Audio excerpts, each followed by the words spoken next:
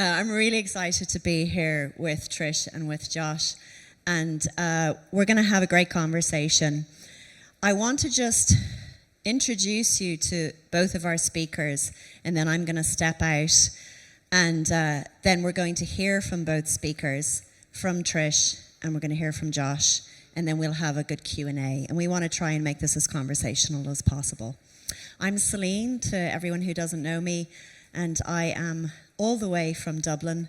I am running my own business for many, many years, and now I'm beginning to wonder it all because I've been at this for nearly 20 years, and now I'm wondering what's coming next.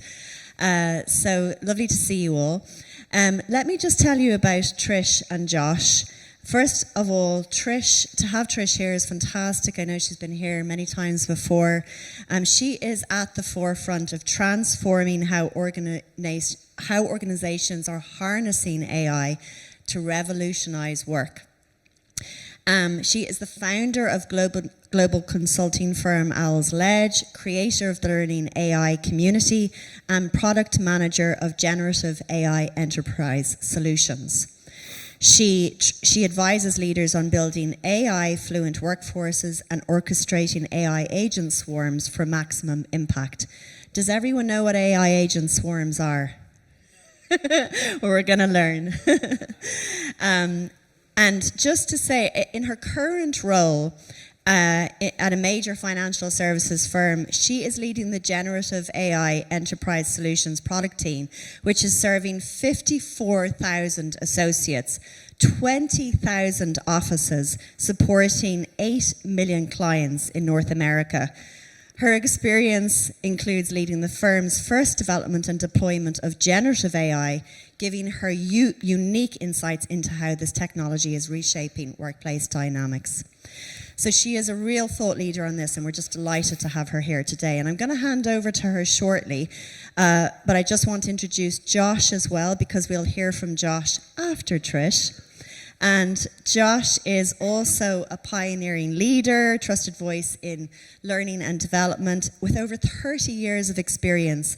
And he, as the founder of joshcavalier.ie, he helps organizations leverage generative AI to transform learning experiences through consulting, workshops, and courses. And if you want to check out his popular YouTube channel and weekly live show, Brainpower, it provides actionable insights for L&D professionals. And he's all over the world at the moment, speaking at events, just in Oklahoma and where else? You're in London today, and you're Wyoming, and we can go through the list. Anyway, so look, both speakers will tell us lots more about what they're doing, but I just think it's really important to just set the context, because Trish is really going to give us a strategic overview of everything, AI agents, etc. And I'm really curious to hear that overview, and then for us to really dig into what's going to be relevant for you in L&D with Josh. So, without much further ado, thank you, Josh.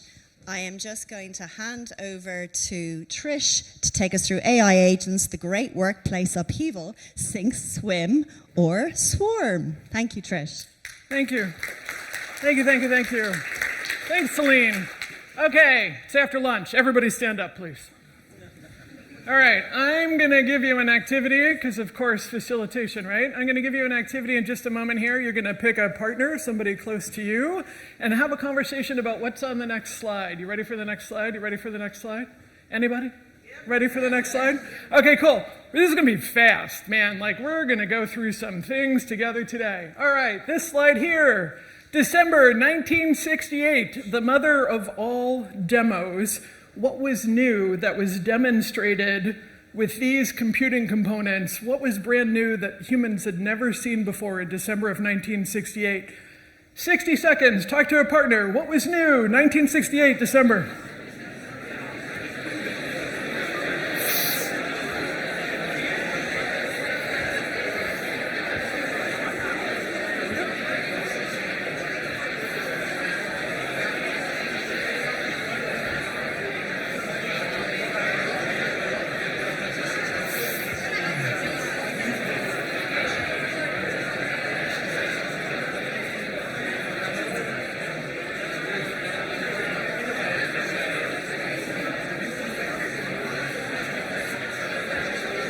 Okay, if you can hear the sound of my voice, clap one time.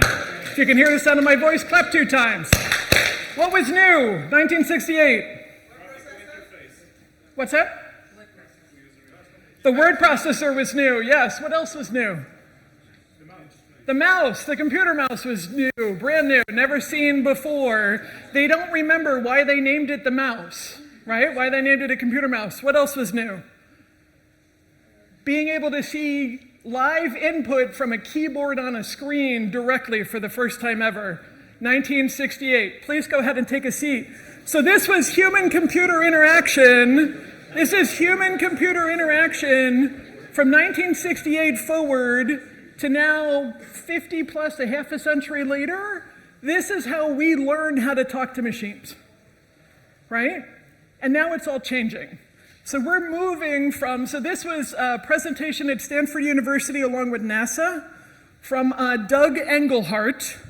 And we're going to talk a little bit more about Doug as we go here. But yeah, this was all brand new at the time. So,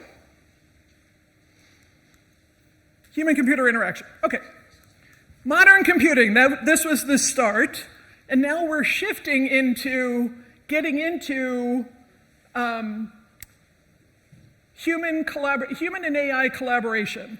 But the whole point of human-computer interaction at the time with Doug Engelhardt's vision was actually how do we augment human intellect? So we've been doing this for a really long time. We've been doing this for decades, meaning we've been trying to figure out how to augment the human species by being able to talk to machines. What's changing now is how it is that we talk to the machines. So, how are we changing how we talk to machines? So I created this framework about 2 years ago as a crawl, walk, run, fly, soar framework. And what we've been working with pretty much for the past couple of years now, ever since the advent of ChatGPT, is crawl and walk. We've learned how to crawl, which is using one discrete tool, like ChatGPT, and then we've been walking a little bit. How do we take a tool or multiple tools and integrate it into our workflow? That's walk. How fast is that happening? How is that moving? Anybody know how many weekly active users ChatGPT is up to now? You ready? February, it was 400 million weekly active users. February of this year, 2025. That's 5% of the global population. You know what happened? Blink. They doubled their active user base. Weekly active user base went from, in February of this year, from 400 million active users, weekly active users, to 800 million weekly active users as of April 11th this year. So in the space of 6 weeks, they doubled their user base by hundreds of millions of people around the globe. Okay, so what does this mean to us? With this speed of change and the speed of innovation diffusion, we as a species have never seen a technology adopted as quickly as something like ChatGPT before. So how does that bring us into Run? So Run is all about that step up from not just integrating different artificial intelligence tools into our workflows, but actually building AI factories that start to really augment our work. So what do I mean? Well, when we get from Run and we get into Fly, we start getting into agents. And what we're seeing is that each one of these different phases is then leading into the next. And so what you're going to see in your particular practice, and then also within your organization, is that this isn't all happening at once. It's not like you're going to be using agents across the entire enterprise or across the entire organization. You're probably going to have a staggered effect of being able to see different areas, including in your own practice, where you're crawling, you're walking, and then there are other places where you're beginning to run, you're building factories that are powered by AI, that are augmenting your end-to-end processes. But when we get into flying and we get into agents, you're automating those processes. Let's dig in a little bit more. Microsoft's definition, what is an agent? So they're systems that enable large language models. How do they enable those large language models? They enable them with tools, with memory, with feedback loops. So I'm going to show you a picture of what that looks like in just a moment here. So it's not just ChatGPT anymore. We're taking something like the large language model behind ChatGPT, and we're adding additional components to it that we're engineering into these solutions in order to give them more superpowers. And by doing that, it's giving us more superpowers, and it's giving superpowers to more people throughout our organizations with the organizations that we serve. So here's a diagram of what it looks like. So the original ChatGPT looked like this. So this would have been what ChatGPT looked like from a cognitive architecture or an architecture standpoint back in 2023. Like 2023, like that was 10 minutes ago, right? You had an input, you had an output, and it went through a large language model, right? It went through. Now, the cognitive architecture for agents looks like this. So you'll see that we still have essentially the ChatGPT or any other large language model with the inputs and the outputs. They're still here, but now again, we've surrounded it with these other components, and that's what drives these agents. So agents can reason, they have access to long-term and short-term memory, and they also have varying types of feedback loop. So they can adapt to the environment, they can change in the environment. And in some of these architectures, they can even learn and then keep that learning, and that learning persists. But this is basically what that construct looks like. Okay, so how does it play out? I'm going to show you Manus. Has anybody here seen Manus yet? All right. Manus is an agent. This is available. You can get on the wait list and try this out for yourselves. And I'm going to click the button here. It's going to run the demo in a moment. I'm getting a little, we're getting used to the, I keep seeing things out of the corner of my eye change, and I'm like, am I accidentally clicking on my slides? But I am not. Anyway, so Manus is an agent, and it's a deep research agent. Has anybody here done anything with a deep research agent outside of Manus before? Cool. Think of deep research as if we wanted to do a training needs analysis, if we wanted to take a look at trends and skills, if we wanted to, any kind of research that we might want to be able to do, or any kind of upfront analysis, we could use a deep research agent in order to do that. Manus, in this particular case, the goal that I gave it, so you don't give it a task, you give it a goal, and the goal that I gave it to do was to actually take a look at the workforce trends, what skills are necessary in the workforce as it is that AI comes into our organizations. And Manus, as an agent, has access to tools, including one tool is web search. It has the ability to be able to search. Now I'm going to click the button, I'm going to run the demo. The demo is less than 2 minutes. In reality, it took Manus about 20 minutes to run. What did it output? It outputted for me within 20 minutes. It did the research, it created the report, it created microlearning modules for me, it created a skills workbook, and it created an assessment for me. Those were the output files that it delivered in 20 minutes. Ready to see it in action? Here we go.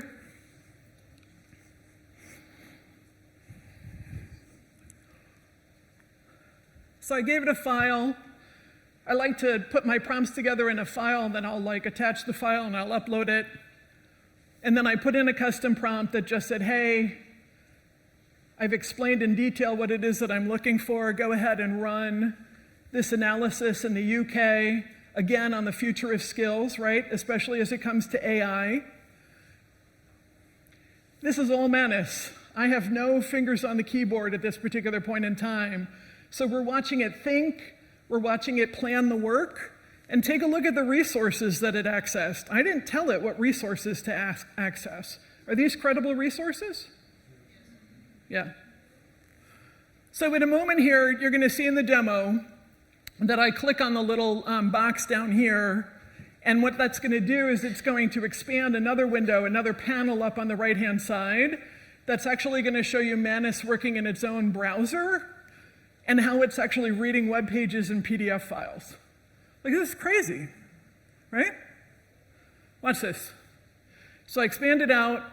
Watch that screen, watch that panel on the right-hand side. You're going to see it actually scrolling, and you'll see it light up with colors as it navigates through that material on the right. Hands off, fingers off the keyboard. How much does this cost to do? You get 1,000 credits for free to do this entire exercise that took it all of 20 minutes to put together this whole future of skills in the UK portfolio from research to work product outputs. It took me half of those free credits, so it cost me 500 free credits in order to have Manus do this work.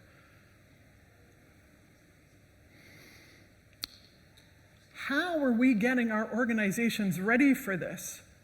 So this isn't just about L&D and how is this impacting us. How is this impacting the organizations and the people whom we serve? You'll see on the right-hand side, this was its task list that it put together because, again, it uses reasoning and planning in order to figure out how to achieve the goal. And then it executes against the goal.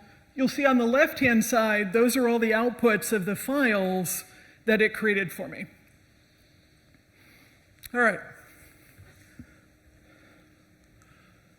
Agents in the material world.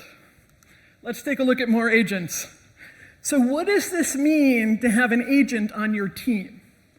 What does this mean to have in this new world of human and AI collaboration? So it's no longer human-computer interaction. We're not using the computer mouse. We're not even using the keyboard a lot anymore. We can now talk to these things now, right, verbally. We're moving away from the way that we used to talk to the machines and interact with the machines since 1968 to now actually onboarding these agents onto our teams. So what does that look like? Here is research from Microsoft and Wharton and Harvard that they worked with Procter & Gamble, with P&G, in order to figure out what these teams look like and what does the human and the AI behavior look like in that kind of collaboration. And so you can get access to this research report. So it's called the Cybernetic Teammate. They found a whole bunch of cool stuff in it, but one of the big bottom lines to it is that if you have an individual working on innovative tasks and they're augmented with this kind of technology, they can actually outperform a team of humans doing the same tasks. If you take a team of humans and you augment them with these types of technology, then that team can outperform other teams that don't have access to the same tools. How are we getting our people and our organizations ready for this? Again, how fast is this moving? So we talk about this is really fast, but I like signposts. I like mile markers. I need to see on the journey, we got from here to here and it took this amount of time, because that makes it real, like that really brings it home. Here's latest research. This is from a company called, or an organization rather, called Meter Research, and they just came out with a new set of benchmarks. And so there's been a bunch of different benchmarks that have been available and how it is that we've sort of evaluated what the performance capabilities are of these AI tools. And now, what they did that was different here, you'll see on the left-hand side, was they actually mapped the benchmark against work to be done. So here's the work to be done. So add a website feature, analyze data, write an email, search Wikipedia, answer a question, and you'll see over time as these new models became available. So we went from sort of what are now kind of these traditional large language models to now these reasoning models that started with O1 in September of last year. So that was the first time that we got a publicly available reasoning model that could do this kind of agentic work. You can see they've gotten faster over time in being able to do those tasks at a level of accuracy at least at a 50% or better.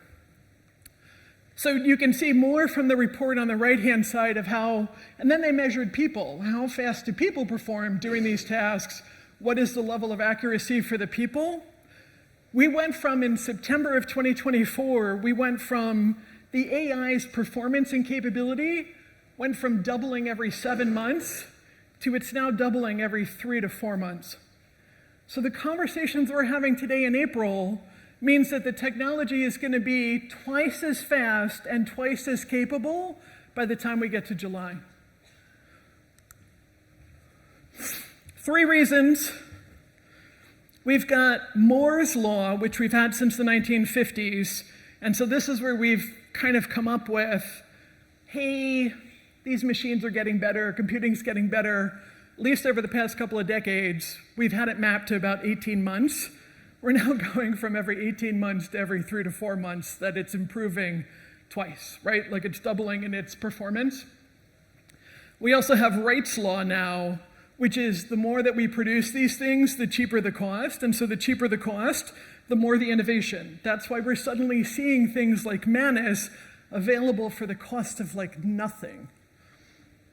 We've also got new scaling laws. So we went from these large language models that the bigger and bigger and bigger that we made them, the more capable they became. Well, now we figured out these other engineering techniques that are actually making them more capable and more performant faster. And so that's what's really changing, are those scaling laws. And we just discovered the next 2 scaling laws from an engineering standpoint the middle of last year. So it's still fairly new. But that's why we're seeing this stuff really accelerate. And yes, I generated this image using ChatGPT 4.0, and yes, it has mistakes in it. So yay us, right? But here's the issue. Here's the issue, right? Is that we got the first reasoning model publicly available by OpenAI in September. But the problem is also Martek's law, and that is that the speed of an organization and its ability to change lags the technology. And so this is our opportunity.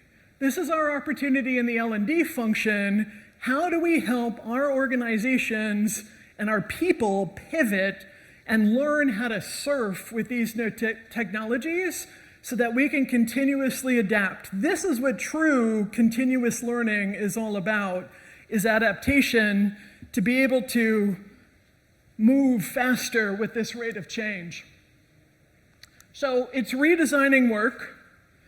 You've got here, Prime Minister actually did the announcement of the UK AI Opportunities Action Plan in January, right? So if we think about this as an L&D function, as L&D teams, a battle for the jobs of tomorrow are happening today. So how do we make this happen for ourselves so that we can help our organizations and the people whom we serve? And so again, this is what's different with the redesign of work. We've spent the past 100 years, right, I think about the CIPD, which is coming up on what, 103, 104 years old? The first organization to actually care about people in the workplace, right? So the CIPD is the very first HR-focused organization on the planet. So 100 plus years ago, we had filing cabinets, right? People would get up, physically move to go to a filing cabinet, to go get information out of the filing cabinet. Humans would access the information, make a decision on what needed to be done, and then go ahead and do whatever that is, right? Do the work. When we went to computer automation in the 1990s, we didn't change the paradigm. All we changed was where the filing cabinet is. Where's your filing cabinet today? It's on your computer. This is why we have files and folders on our personal computers, is we modeled it after the physical filing cabinets and the folders that we used since the beginning of work and knowledge work as we know it today. This is what's different. This is now what's different. We still have the digitized files, right? The files are now available in the digital file folder, but now it's the AI that can access it. These reasoning models can plan the work and what actions to take, and either these agents can either pass it to the human, or the agents, like what we saw Manus do, can do the work itself. And so this is the redesign of work. This is the opportunity for L&D. This is going to happen all across the different job families in our organizations. And how do we help people prepare? How do we help organizations to continue to pivot? What does this look like in practice? This is Zendesk. You can see at the very top here with Zendesk, for call support, you can now hire agents. You see the little thing up here? You can go out on the Zendesk website and check this out. So you can start hiring and onboarding agents to your call center as part of a Zendesk subscription for an additional $115 a month per AI agent. This is now what's called service as a software. And organizations like Zendesk that are converting services that usually are done by humans into software are delivering outcomes. They're not delivering outputs, they're delivering outcomes. And so if we're gonna stay in the game, we gotta deliver outcomes too, because that's what the software is doing. Anybody see the announcement from Adobe? Recently, this was like literally last week, they just released their Orchestrator platform. It has 10 agents built into it for sales and marketing. What do those agents do?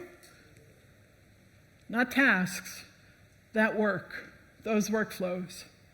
You know what other organizations, what other companies are releasing agents into their platforms now?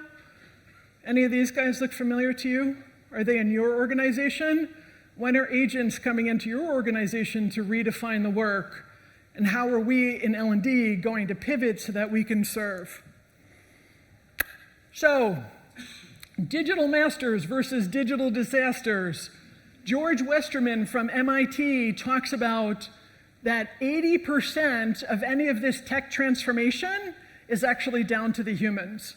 Right now, we need people to adopt these technologies. It doesn't work without the people coming along in that transformation. This is also the opportunity for L&D, is digital mastery takes both the digital capability and leadership capability to drive the people transformation. How do we help drive the people transformation? How do we get our managers ready? How do we get our leaders ready? How do we help us, again, collectively make this turn? So here comes the swarm, collective intelligence, right?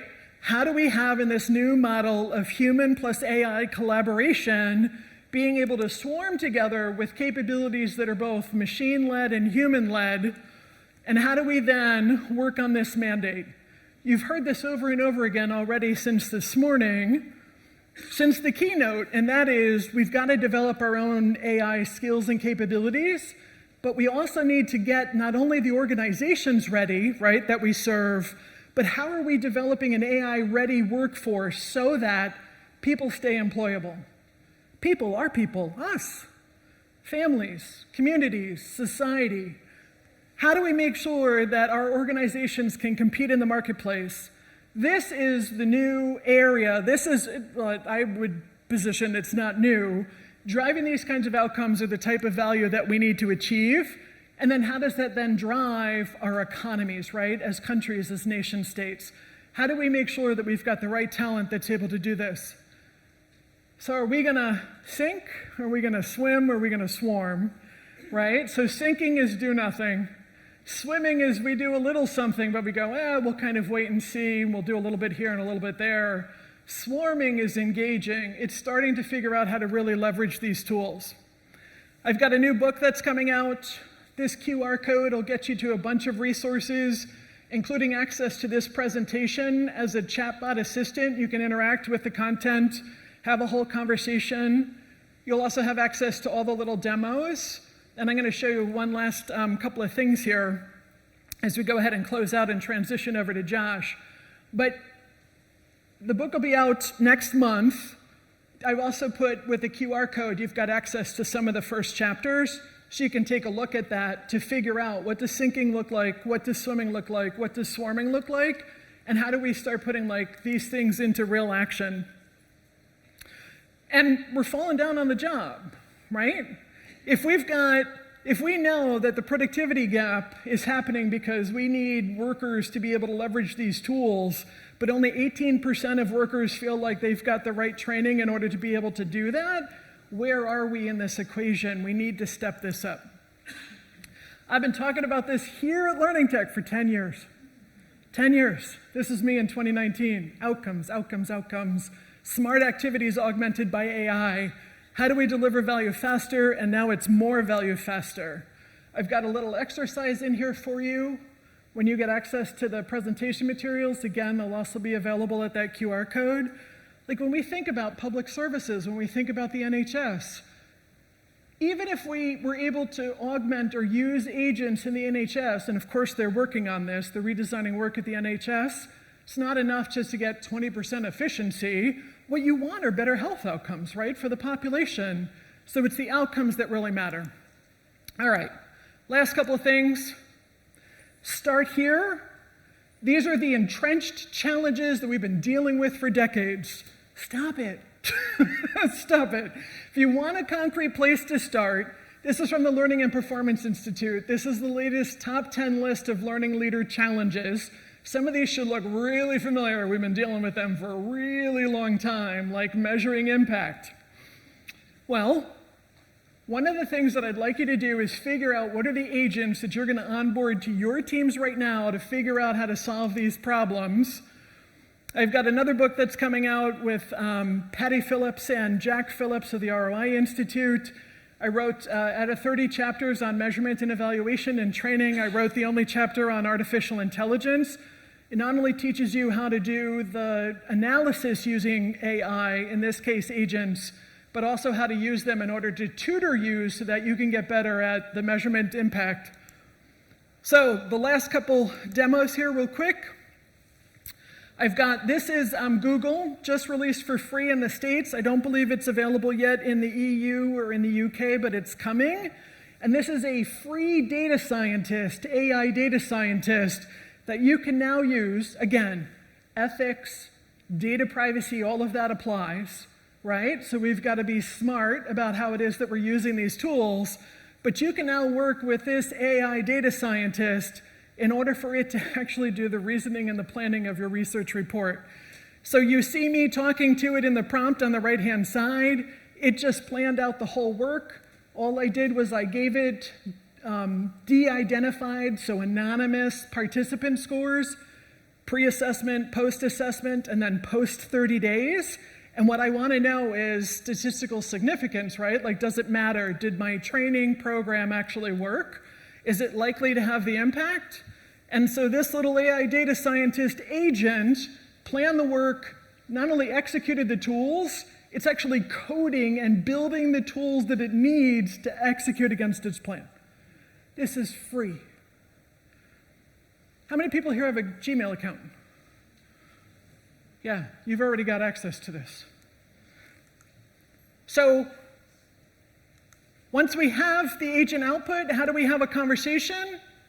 And I've got these little simulators that are also available to you too for the QR codes. How do we use these agents to do things that we've never, ever, ever been able to do before? How does this give us superpowers in order to be able to do what we could only imagine just even a couple of years ago? And you can design these types of learning interventions now, these little role-play simulations that used to cost us $1 zillion and a lot of time. You can now do this with the $20 US a month ChatGPT, which is what it is that I'm using here, so that you can create these little practice simulations so that people can actually apply what they learn and practice over time. So, all kinds of cool tools. Josh is going to tell you about some other good stuff. Josh, ready to go? Awesome.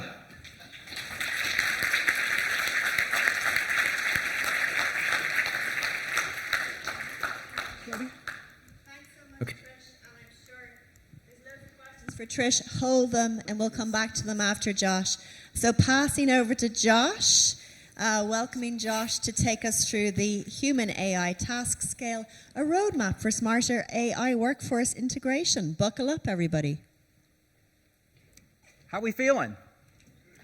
I bet you're feeling like crap because if you were at David and Danny's presentation this morning and you were with Josh Burson, I could feel the apprehension, and I completely understand it. This is my 31st year in learning and development. So you can either be happy or cry, it's up to you. So I've seen a lot of changes. And as CEO of Lodestone for over 20 years, I was very blessed to go into learning organizations and spin up technology. I'm an education technologist. I have been in Microsoft, Bank of America, Lockheed Martin, military organizations. I've seen it all.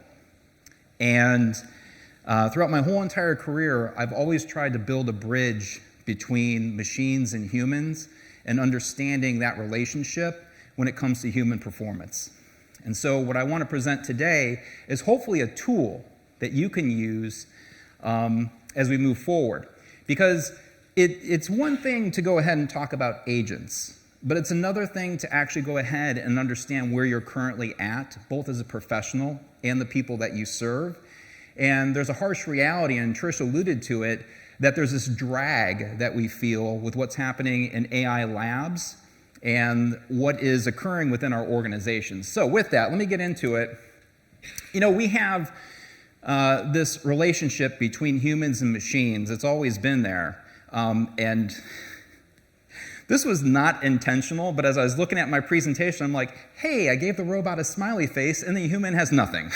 So that was not intentional to try to like get you to get closer to the robot. That wasn't it at all. It just happened to be the icon that, or the symbol that I picked. Anyways, so when we take a look at the relationship between machines and humans, there is actually not this on-off switch. And when we hear in the marketplace about, agents are going to go ahead and take over, human jobs are going to go away. Okay, we're not there yet. There is a transition that needs to happen. And it's not always going to be an agent. It could just be an automation, right? So I propose that we go in and we create a conversation around the relationship between humans and machines. And so with that, I'm going to introduce the human AI task scale. And so this is a gradient. This is not an on-off switch between humans and robots. Please take pictures. Yes.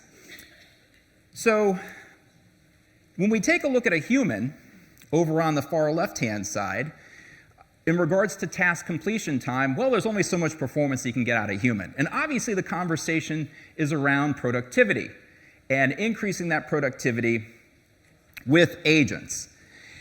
Now we also talk about control. So if you think about humans and control and human in the loop, that's incredibly important. And as we move more towards a machine, we may have less control, especially with autonomous agents.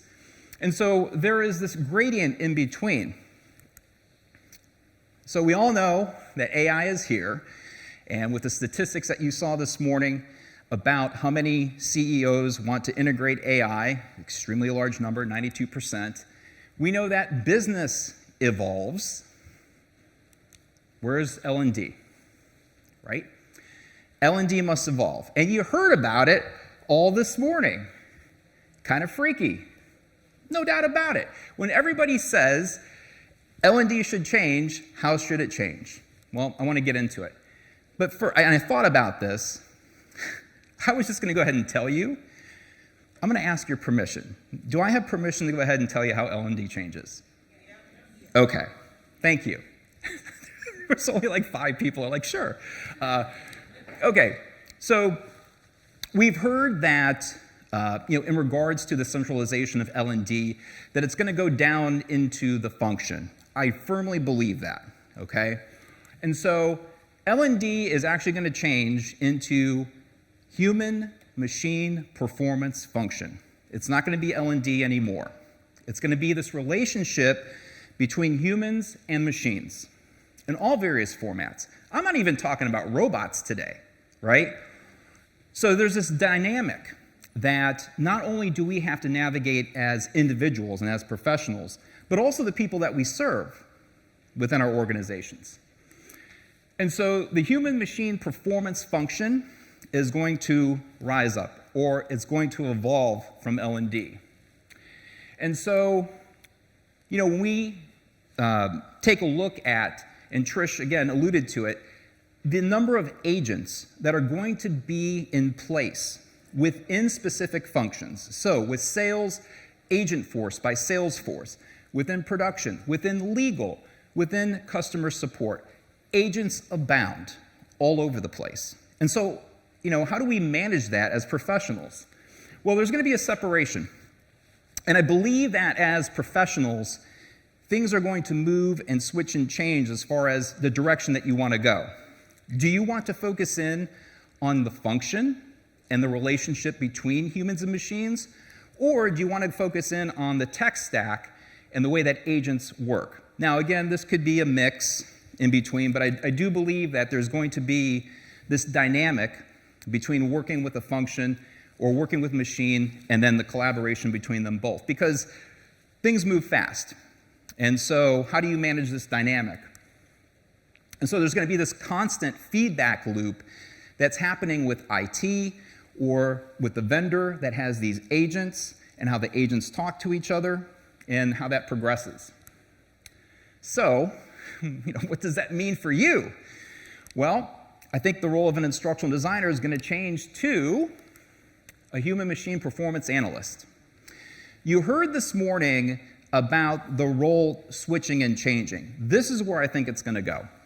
And so the way that this is going to show up, if you take a look at what's up on the screen, pretty obvious, right? I mean, if you've ever built a learning journey, you get the idea that we have data or what's happening with the business all the way over on the left-hand side.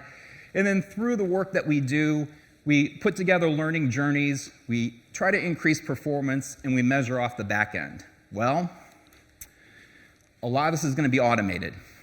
And we heard about content creation, the automation around that. Guess what? Many of the things that we have done as professionals are going to be automated to some degree. I don't know when that's going to happen. I don't know how much that's going to happen. I do know it's going to happen. And so if we take a look at, let's just say sales. Oh, I don't know, there could be a change in business environment, and then our frontline salespeople need to react and do something different on a Monday. Maybe there's tariffs or something like that, right? So yes, they need to go ahead and do something different on a Monday. How do we do that? Well, based upon this new reality, we're able to go ahead and look at the information. And is there a new product? Is something wrong with the supply chain? Do we need to go ahead and spin them up on new benefits and features of a product? Whatever the case may be. Well, agents are going to go ahead and blow through that and create this new hyper-personalized learning experience. And then, do we meet the mark? Like, are we moving the needle on this effort? So it's not so much that we're going to have, that you're going to be working in a timeline and storyline. It's more about dialing the knob, right? Making sure that whatever experience those frontline salespeople are having, this hyper-personalized experience, are they truly having an impact before they walk into a customer? And so we are going to be working closely with functions at the speed of business. That's the key. And this field, we've been so, yes, there are proactive movements, but we've been very reactionary. Now's the time to be proactive. Now's the time to actually lean into this so that you can work closely with business and get learning experiences out there at the speed of business. And so, what kind of skills is required for a human-machine performance analyst? Well, there's many. I'm going to give you the big ones. And those big ones include learning science, but in AI-augmented environments. So what does it mean to actually go in and have hyper-personalized experiences? How are we going to measure that? Are they effective? Big questions. Ethical considerations of responsible AI. Yeah, you just can't put it out there. What does it mean when the people that you serve now have a new platform or vendor where agents take over half their work? What's that conversation like with HR? That's difficult. And so as professionals on performance, we have to have open conversations with our leaders, with HR, with the people that we serve, with the new reality that the work and the skills are going to change, and they can change weekly. Designing and implementing AI performance solutions. So what does that look like? Again, the channels that we deliver on, the types of media and content that we deliver can rapidly change. And then also evaluating the impact and return on investment with these efforts. It's a lot. I mean, I'm not going to sugarcoat it. The role of an instructional designer is going to radically change. And a lot of it has to do with understanding AI and platforms and the dynamics that are around them. But it's not a panacea. There are a lot of challenges with these systems, and now I want to go ahead and get into the task scale in detail, because I brought it up, I didn't get into all the details about it. And so, as opposed to like going into like the sales lens, let's just take L&D for example. How do we navigate learning and development across this whole entire scale? So hopefully this will explain to you at least what I see through my lens in the way that we're going to progress to agents. It's not going to be automatic. At least in some instances, it will be. That's going to be a little difficult to navigate. But let's go ahead and go through each step here real quick. So the first one is manual. We got it down. That's what we've been doing. Hey, let's go ahead and build a workshop. No problem. So you go ahead and you meet with the leader in the sales function. You create a workshop around this new reality. Takes a little bit of time, but eventually you roll it out. Okay, now we have human-driven with AI support. This is what you're doing right now. How many of you are prompting? Should be all everybody. Okay, right. Exactly. That's what this particular part of the task scale is at. In addition to that, it's like creating a GPT. So if you got a prompt that works really well, you make a GPT with it, this is level 2. Level 3, this is intelligent automation. So now at this point, what you're doing is you're using tools like make.com, Zapier, N8N, and you are creating automations through processes, vetted out standard operating procedures, and prompts that are highly effective. You may also be creating prompt libraries and also doing other validations to that automation. When we get in the middle, this is joint human-AI collaboration. The sample that Trish gave with Manus, that's exactly it. If anybody used OpenAI's Operator, that is joint collaboration. Operator allows me to prompt, watch the system, go in and go to a website, perform operations while I do other work. So I can go in and do research. I could shop for a gift for my wife. Guilty. And then, continue to do work on the side. I was like, oh my God, I gotta get my wife a gift now. So, okay. Now we move into level 5, semi-autonomous agents. So now at this point, those automations have been vetted out, and we feel confident enough and the risk is mitigated to go ahead and hand over some of that work to an agent, but with human supervision. All right, so now we're going in and we are actively watching what are the outputs from that agent as it's doing the work. As the risk lowers, we now get into level 6, and we have AI-led human check. Risk is low, and now we can actually go in and confidently watch as the work is being done, but maybe there's a red flag. Maybe there's an error message. Maybe there's a service that crashes or doesn't function anymore, and you go in and you spin the service back up. If everything is smooth as silk, now you have an agent. Fully autonomous, doing the work. And so this is the scale. And again, what the scale is for you to use as a tool for internal conversations. Because if you think about all the functions that you support, individuals within your organization are going to be somewhere along the line here doing work, performing tasks. This is not going from a human straight to an agent just yet, right? So we have this period of change in front of us to where we need to navigate this whole entire space. But wait, there's more. And so, Trish mentioned swarms of agents, right? Well, let's talk about that. When we get to a point where we have agents that can be managed and do deep work, we now get into human orchestrated agent constellations. What does that look like? Well, you could have agents that are going in and collecting data from the front lines.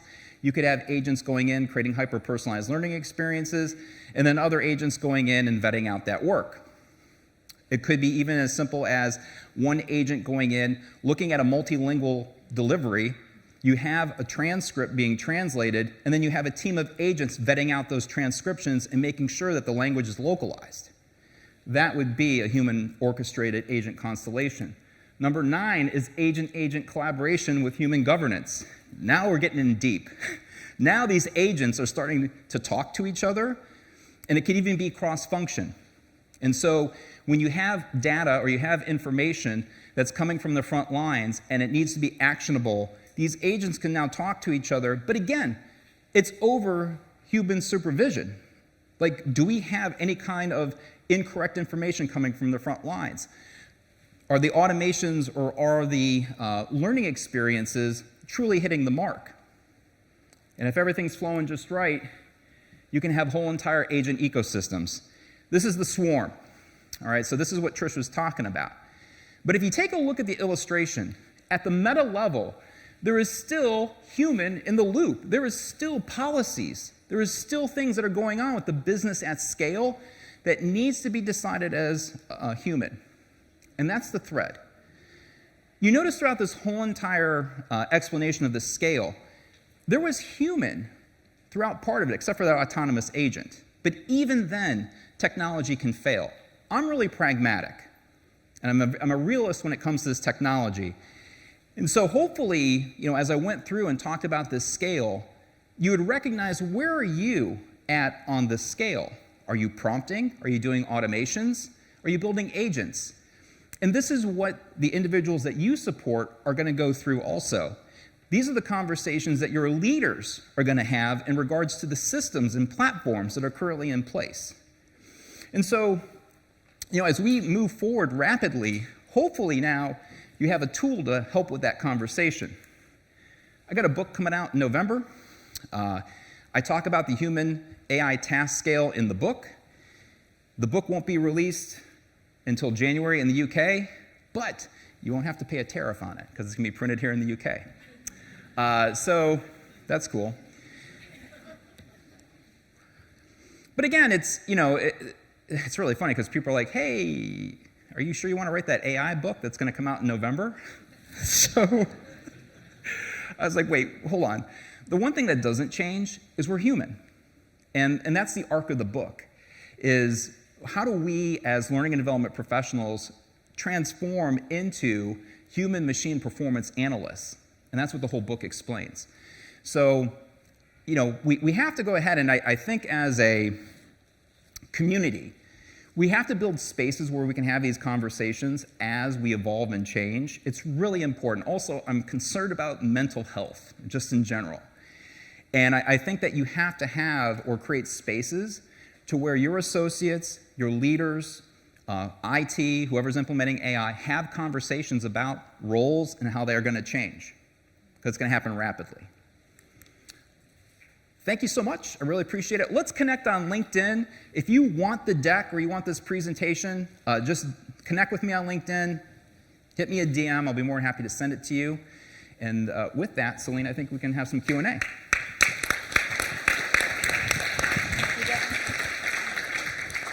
Thank you so much, Josh. I was just thinking, so much of the work that I do as a business psychologist is helping humans to have, better conversations. And I was just wondering, listening to you both, will my work of the future be helping humans and AI agents to have conversations and to overcome conflict? And you're nodding away, but this was supposed to be like a joke, but I'm like, yeah, they're nodding. So we have about 10 or 11, 12 minutes for questions. Who would like to go first? If you want to, yeah? We have a microphone coming to you here. Hello, yeah. So, yeah, it's working.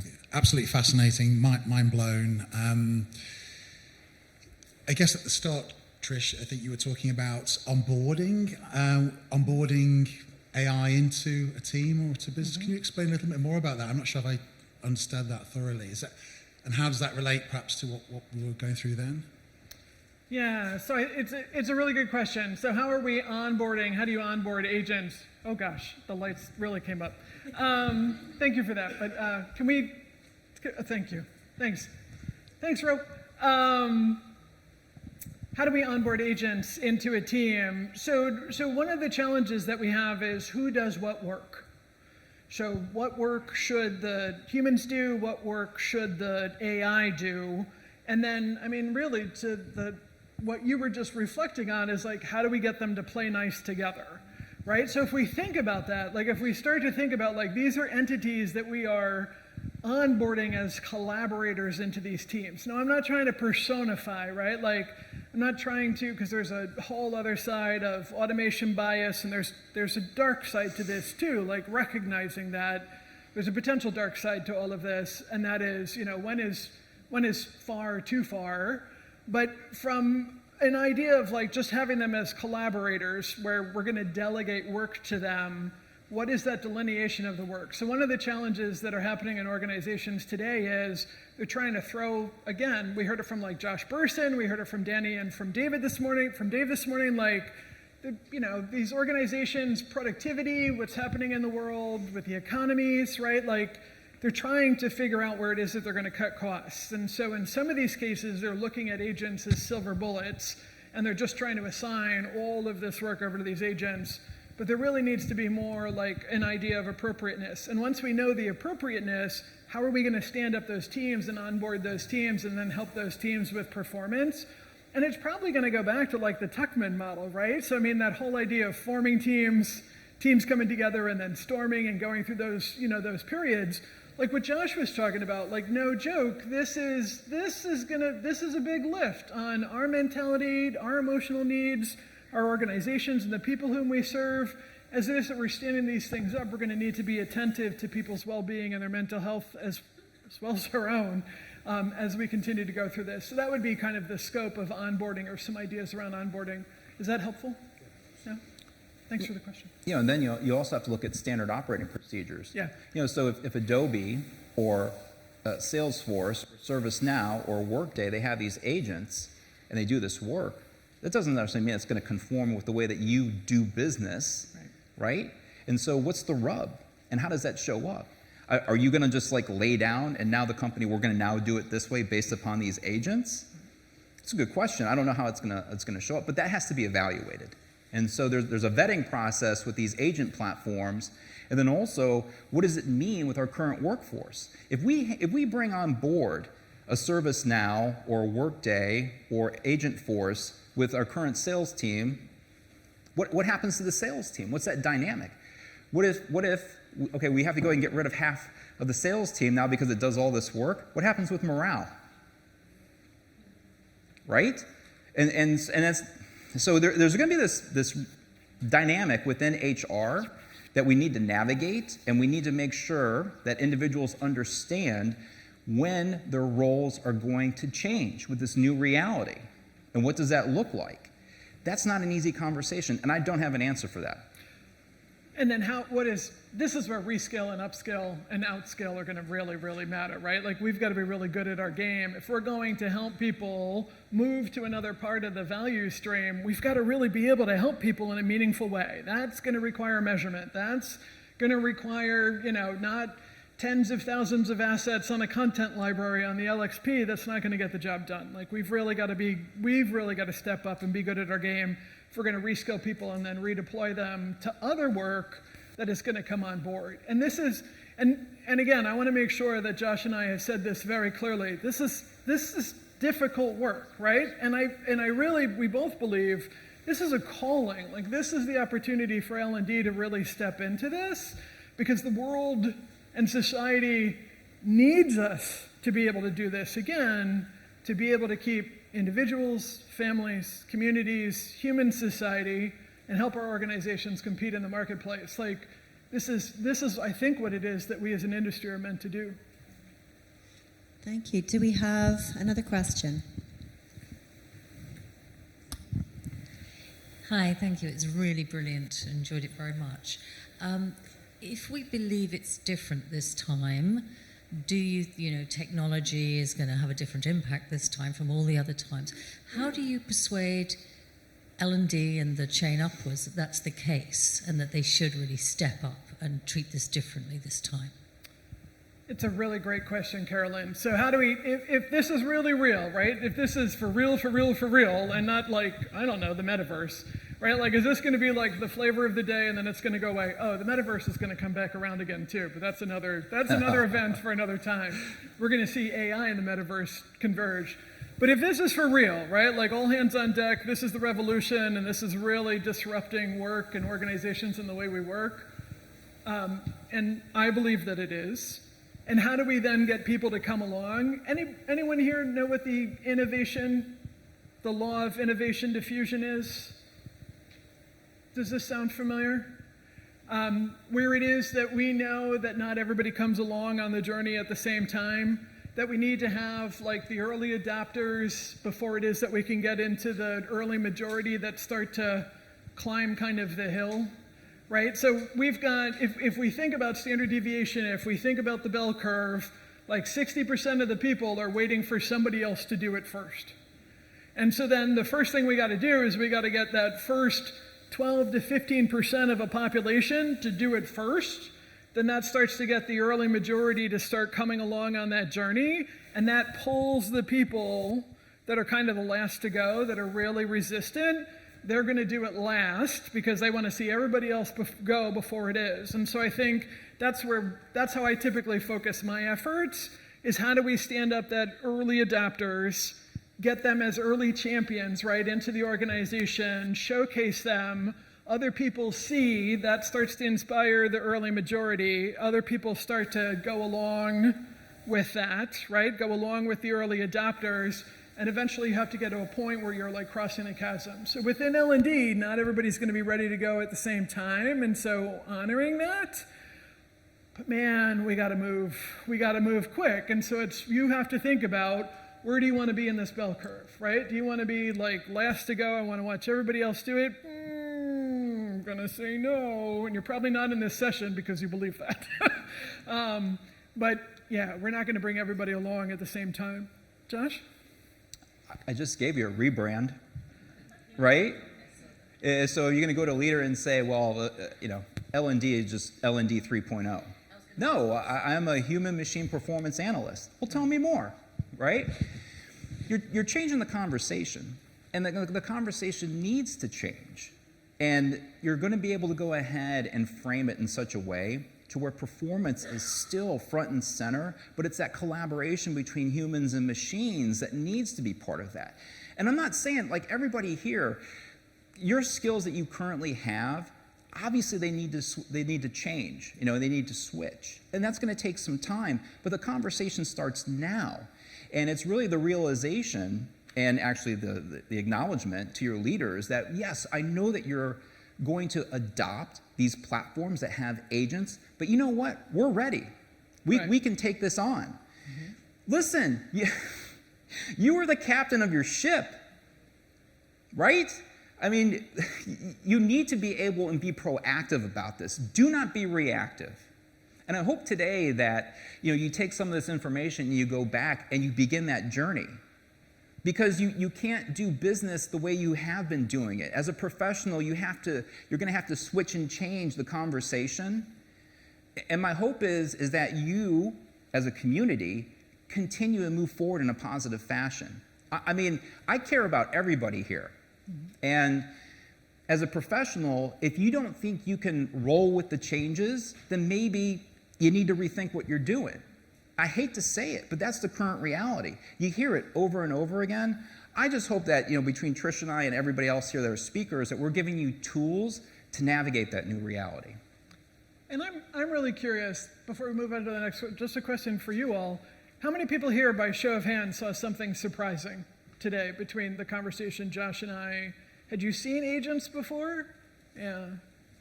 Did you know they were that good? Yeah. Do we have another question anywhere? Yep, down here to the right. Thank you. Thanks. I'm going to feel like I'm a bit of a party pooper because I'm thinking about security. Just put the microphone a little bit closer. I'm just thinking with these agents, what they can actually access on platforms. So I see these tools and it's like showing a glass of water to a 30 person and then taking it away because I want those tools.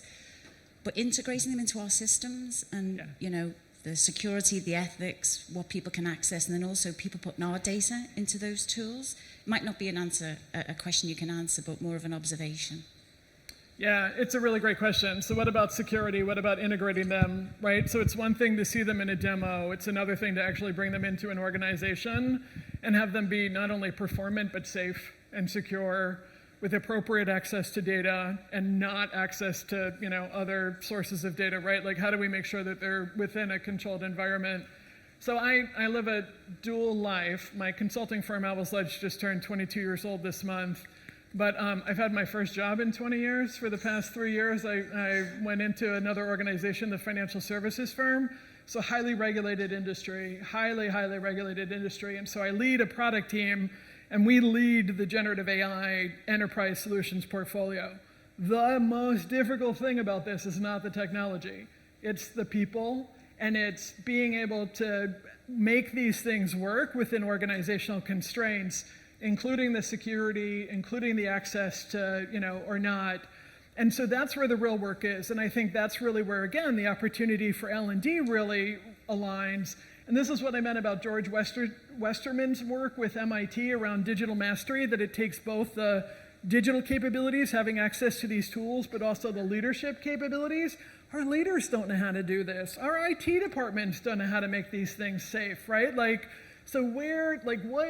What problems can we identify in our organizations around this where we see it coming in that we could actually add value very quickly? That's the performance consulting piece, right? Like, how do you look for the outcomes that you can contribute to individually and as an L&D team, and then start there? And these are some of the things like around the appropriateness, right? And the security of making sure that these are effectively delivering benefits to the people in the organization and not putting everybody and everything at risk. Yeah, helpful? Josh? This is incredibly messy. It is really messy. When you talk about governance, you talk about policy, you talk about privacy and security, you talk about copyright, you go into legal architectures that are national legal architectures, state with California and New York. It is messy. It's crazy because so many conversations are around, we have velocity and things are happening fast. There's this huge dichotomy between what's happening in the labs and what's happening in corporate, and also what's happening within legal. And that's the messy area. There's going to be speed bumps galore along the way. And that's one of the things that you're going to have to work through is, what is your current reality as a professional and the way that you operate and work within these constraints? And then as an organization, what does that look like? And these are conversations between you, your leaders, and what does that reality look like for you? For multinationals, it's extremely difficult because they're trying to navigate the rules of Europe and the UK, and then what's happening in the States, which is a free-for-all for the most part. It's not easy. Things are going to be very messy as we move forward. David, do we have time for one more question? Really quickly? Yeah. Okay. Yes, thank you so much. So I would like to ask for an advice, actually, not ask a question, on what to do to upskill our teams, the L&D teams, as creating the bots and orchestrating the work of AI requires some kind of a IT skill set. And I'm talking here from my own experience, as I'm part of a high-tech company, and we've been already using the bots and building and using AI to help us do different tasks. But those bots have been mainly developed by our engineers, and we've been trying also to provide trainings to some other teams, but so far not so successfully. So there is this particular skill gap, you know what I mean? And maybe you have some thoughts around this topic on how to help those non-IT employees to upskill as fast as we wish them to do. Yeah, it's a great question. So how do we upskill ourselves? How do we help others that are non-technical upskill around this area? And I would say I was actually kind of surprised that Josh Burson this morning didn't talk about fall in love with the problem, which is something that Josh has been talking about for quite some time. And I would suggest the same. We got to help people find problems that are meaningful to them that they would like to solve, and then how do they learn how to use the technology to do this? So I would ask all of you, 5 agents. What are the 5, you've got these agents that are available, even if you're using it for non-work, just to get started, just to practice and see what onboarding agents to help you learn how to delegate work and what work to delegate and not, equally as important. Like, what are the 5 agents that you're going to onboard to your team by the end of this year? And how you figure that out, whether it's coaching or more seminars or courses that you might take, right? Like, there's a whole suite of different interventions, but how do you begin to do that to figure out the 5 agents? And again, think about those, the top 10 learning challenges, right? According to the Learning and Performance Institute, according to LPI. Again, many of them have been entrenched for a really long time. Which one of those do you want to set your intention on that, hey, I'm going to be persistent, I'm going to be curious, I'm going to have some resilience, and I'm going to figure out, I'm going to do a scan of kind of the landscape. Are there agents that I could use in order to be able to solve this problem? Josh? I'm going to take it back down a level. So the analogy I like to use is, when the internet came out, you had a choice. Do I want to learn HTML, CSS, and JavaScript? Yeah. How many folks in here use Storyline? Yeah. And so how do you modify Storyline and extend the capabilities? With JavaScript. So if you never learned JavaScript, you're just sitting there using the core capabilities. All right, now fast forward, here we are with AI. Do you know what a vector database is? Do you understand how an agent functions? Do you know the difference between a reasoning model and a regular just foundation model? Do you know that? You have a choice right now. Do you want to be proactive about your personal learning plan around this technology? What does that look like? You're coming here and this is great. You're going to be here for the next couple days, but then what's that conversation with yourself after, right? You need to figure that out. And so if you get this baseline understanding of how this technology works, it's going to be easier to have a seat at the table when you start talking about agents, when you start talking about their internal workings and how they function. But if you're reactive as opposed to being proactive, you are going to be blown in the wind. I don't want anyone here to be in that position. So please get yourself a personal learning journey on AI and work it through the rest of this year. Whether it be 5 minutes a day, half hour on the weekend, however that shows up, you need to figure that out. And it's really funny because we would have had a different answer back in September before the reasoning models came out.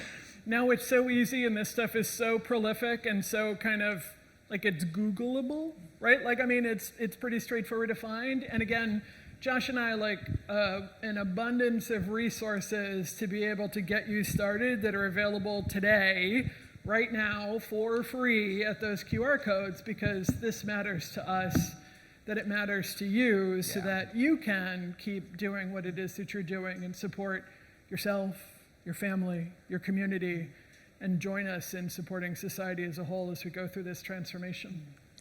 Okay, thank you. We could stay here all day, couldn't we, and have this conversation. I'm taking 3 words from this. Consult, choice, curiosity. Mm-hmm. And actually, they're the same 3 words that I take from this conference every year. Mm-hmm. Nothing has really changed. We need to do the same stuff. And collaboration. Collaboration. Yeah. And conversation, 5 C's. Thank you so much, Trish Uhl and Josh Thanks. Cavalier.